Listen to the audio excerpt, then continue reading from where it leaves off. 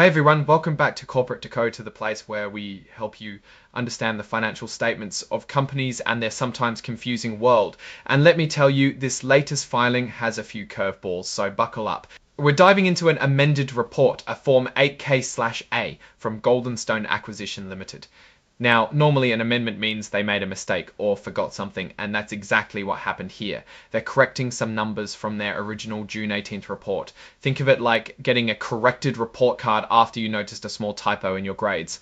The company is admitting they didn't quite get the numbers right the first time around for the per share redemption price, the total amount paid out when people cashed out their shares, and the approximate amount of money left in their trust account after those cash outs. What went wrong? Turns out the initial numbers didn't include amounts that went to paying income taxes for the SPAC, which is essentially the company's cash to make sure everything is squared away legally. Other than these specific financial figures, the rest of the original report stays the same. So why the amendment? It was triggered by a special meeting of stockholders held on June 18th. The idea behind this meeting was to get shareholder approval for some pretty important changes. The record date, which is like the cutoff date to see who gets to vote, was June 3rd. At that time, the company had over 3.4 million shares of common stock.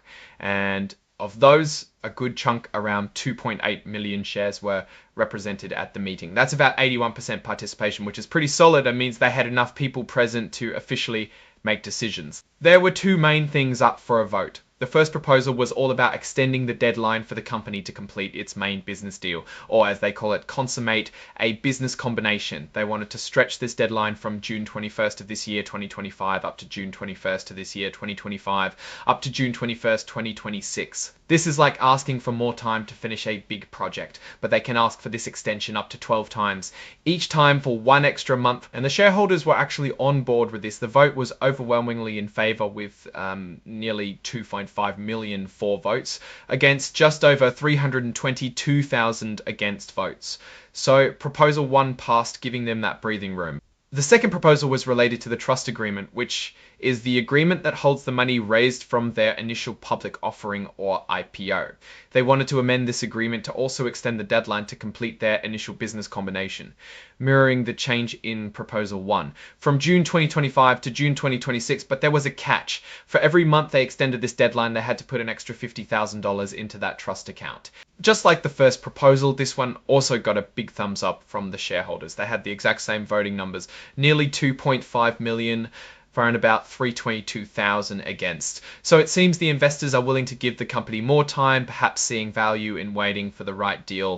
Following the meeting and the shareholder approvals, the company officially filed an amendment to its main charter document, the amended and restated certificate of incorporation, on June 18th. This officially locks in the changes that were voted on, including that extended timeline. Now let's get to the juicy part, the other events section, which is where this amendment really comes into play. Because they extended their deadline, they had to make that initial $50,000 deposit into their trust account. This money is specifically there to push the date by which they need to find and complete their business combination from the original June 21st, 2025. So 1 month extension, one $50,000 payment.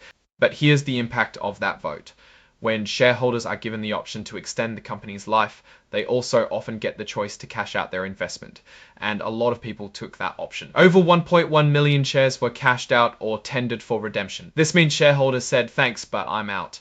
So what does cashing out mean for the company? Well, it means a significant chunk of money leaves the trust account. In this case, almost $13, $50 and all in dollars were paid out to these redeeming shareholders. That's a lot of money vanishing from the company's war chest. The amount paid per share was about 11 money vanishing from the company's war chest. The amount paid per share was about 11.72 cents. After all these redemptions, the company is left with only about 443,000 shares of their stock still in public hands. And even more importantly, the amount remaining in the trust account is now just over 5.1 million baht. Now, remember, this trust account holds the money that the company can use to acquire another business. So, with over half the money gone, their ability to make a substantial acquisition is significantly reduced. The filing also includes exhibits like Exhibit 3.1, which is the actual certificate of amendment. This is the legal document that formalizes the changes approved by the shareholders. Finally, the report is signed off by the CEO Eddie Ne on July 18th, 2025. So what's the big takeaway here for Goldenstone Acquisition Limited? Well, it's a mixed bag. On one hand, they secured the crucial shareholder approval to extend their operational timeline, which is vital for any SPAC looking to find a suitable acquisition target. This shows a unified front between management and investors on the need for more time. However, the significant number of redemptions is a clear signal that many investors are losing faith or have found better opportunities elsewhere. When you see that much money voluntarily leave a trust account, it suggests a lack of confidence in the company's ability to find and close a compelling deal within the original timeframe. Or perhaps the market conditions have made investors cautious. With just over $5 million left in the trust account, their options for acquiring a company are now much more limited. They can't go after a large business without raising more capital, which itself can be challenging. The company's future direction now entirely depends on making a smart, attractive acquisition with the remaining funds, and doing it relatively quickly before their extended deadline. They are effectively shrinking their firepower with every redemption. Alright, that's our deep dive into Goldenstone Acquisition Limited's amended filing.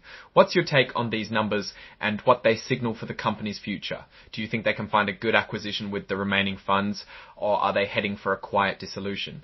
Drop your thoughts in the comments below. If this analysis was valuable, hitting that like button really helps us out immensely, and subscribe for more straightforward breakdowns of complex financial documents. And don't forget to check out our Discord community, linked in the description, for more direct access and discussions. Thanks for watching, and we'll see you next time on Corporate Decoder.